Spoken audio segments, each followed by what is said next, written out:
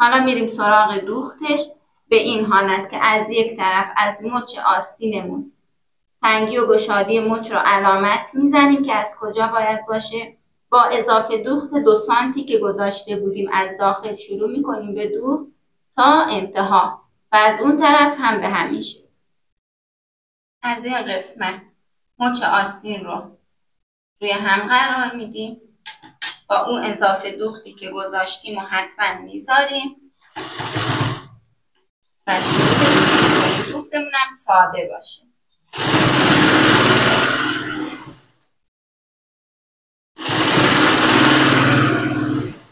لبه ها رو دقیق روی هم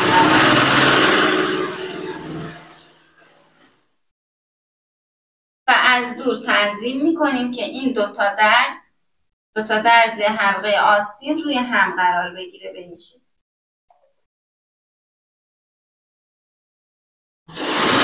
اینجا با انگشتمون این دوتا درز رو روی هم نگه میداریم و دوختمون رو میبریم.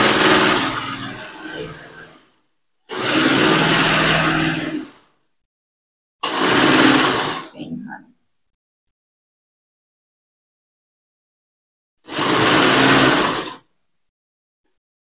از دور تنظیم میکنیم.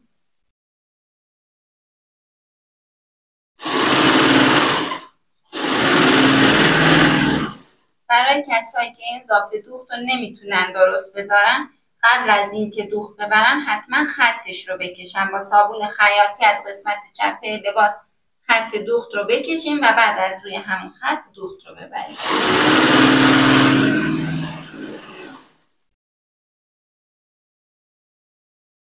میتونین سوزن هم بزنیم برای اینکه این لبه ها روی هم قرار بگیره. اگه فکر میکنین که از دستتون در میره، قبل از اینکه زیر چرخ بیارین با فاصله سوزن تحگیر بزنین.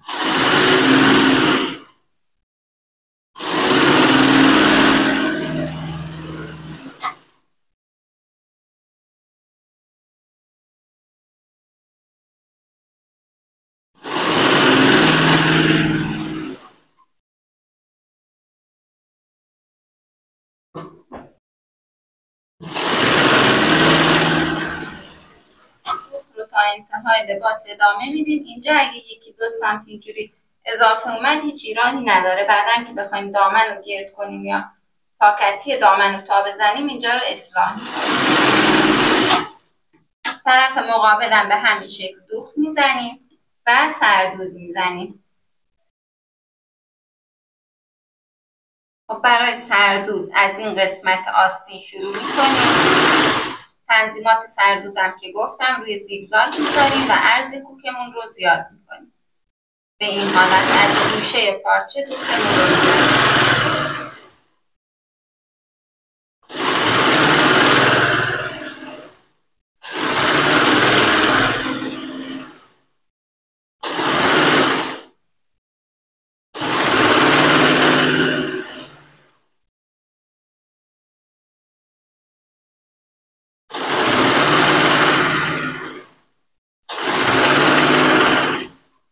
و تا پایین دامن لباس سردوز میزنیم. خب رسیدیم به مرحله آخر دوخت لباس اندامی که گرد کردن و دوختن دامن لباس هست. برای این کار ما اول ابتدای متر رو این گوشه یقه قرار میدیم. مترمون رو با یه سوزن تهگرد اینجا فیکس میکنیم و کامل به پایین میاریم صاف باشه. وسط لباسمون این قسمت هر عددی که بود، چون ما قبلا قد لباسمون رو اندازه گرفتیم همین قد هست، هر اندازه که بود انگشتمون رو روی اون عدد میذاریم، روی متر میذاریم. به این حالت چرخشی مترمون اینجا هم باید ثابت باشه. به این حالت چرخشی علامت میزنیم. همون جایی که انگشتمون هست نقطه گذاری میکنیم.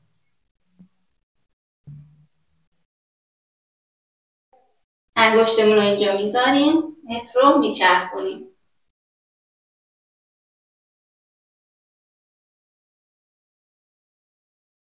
به این شکل. و بعد خطش رو رسم می‌کنیم. این قسمت میشه افتادگی این طرف لباس ما. برای اون سمت هم همین کار رو می‌کنیم. از وسط انگشتمون رو میذاریم، میچرخونیم و این خط رو میکشیم و بعد برش میزنیم این رو.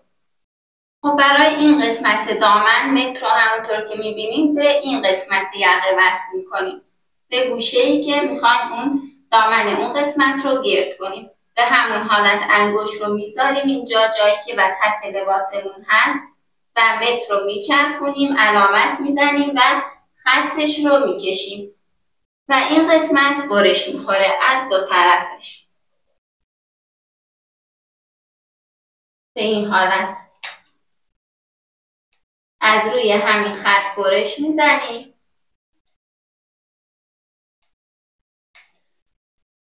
و بعد از اینکه دامن رو گرد کردیم حتما شخص باید این لباس رو بپوشه. اگه ایرادی هست برطرف بشه، مخصوصا توی قسمت دامنش ممکنه باز بستگی داره به جنس پارچه. بعضی از پارچه ها که خیلی لخت هستن و ریزش دارن ممکنه باز هم این دامنشون افتادگی داشته باشه. اون رو دیگه باید توی تن اون شخص گردش کنیم و اگه لباسمون تنگ هست، گشاد هست، حتما باید پروب بشه، یعنی قبل از دوخت نهایی باید شخص اون رو بپوشه.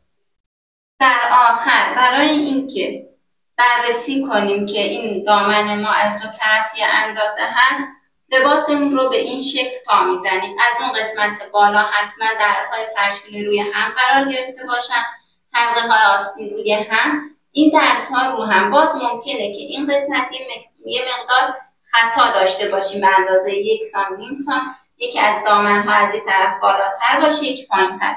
دوباره برش نهایی رو میزنیم و اینها رو دقیق اندازه هم در میاریم. الان اینجا یه مقدار به اندازه نیم سانت اینها با هم تفاوت دارن. من دقیق اینها رو شبیه هم برش میزنم.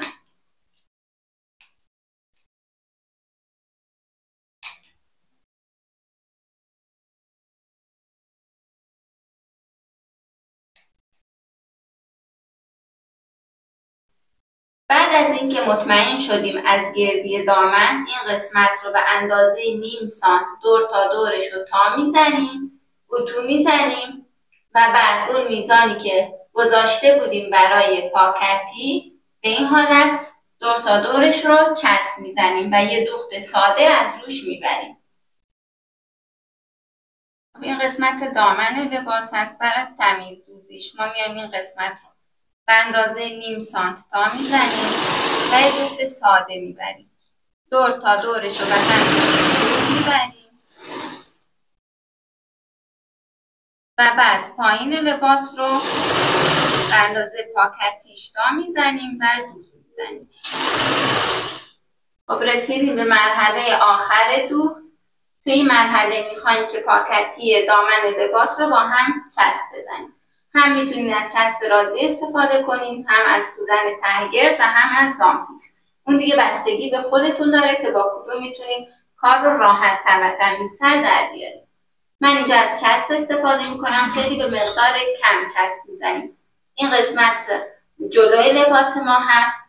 از جلوی لباس شروع میکنیم به صورت نقطه‌ای این گوشه کاری که تا زدیم رو دامن رو چسب میزنیم و اون مقدار که میخوایم پاکتی باشه تا میزنیم به این شکل.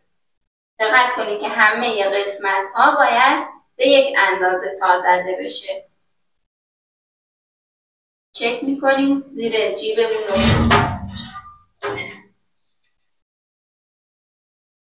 به این حالت.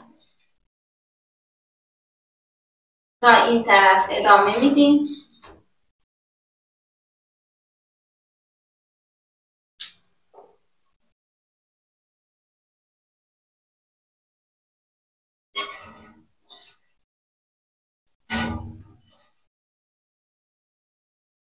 اون طرف رو که چسب زدیم میایم سراغ این قسمت.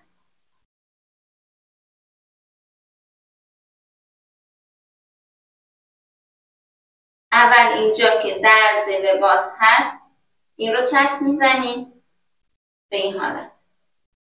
توی لباس اندامی چون دامن لباس حالت گرد و هلالی هست، اینجا یه سری چینهای خیلی ریزی میفته.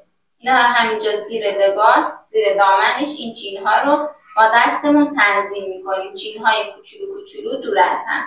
همه‌شو یه جا جمع نمی‌کنیم چون اینجای پایین لباسمون بعد یه زاویه ایجاد میشه. اینها رو به صورت چینهای ریز ریز و با فاصله تنظیم میکنیم تا دامنمون صاف در بیاد به این شکل.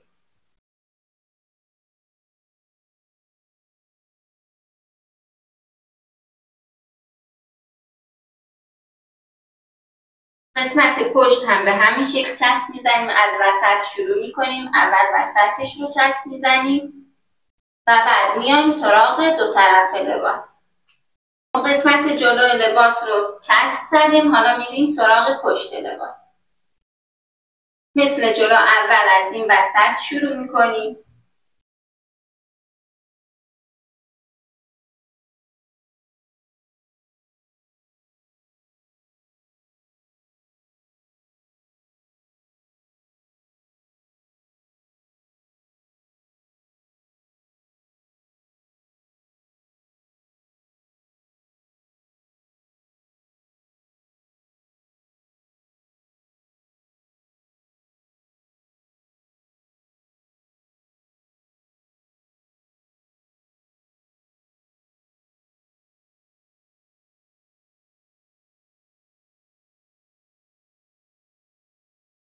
بعد از اینکه دامن لباس چسبش خوش شد به این حالت زیر چرخ میاریم و از یه قسمت درس شروع به دوخت میکنیم. از گوشه همین تایی که زدیم با خط ساده، با دوخت ساده میدوزیم.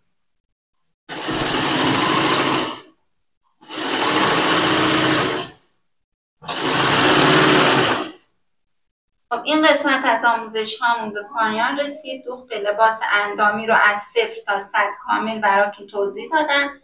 منتظر ویدیوهای بعدی من باشید.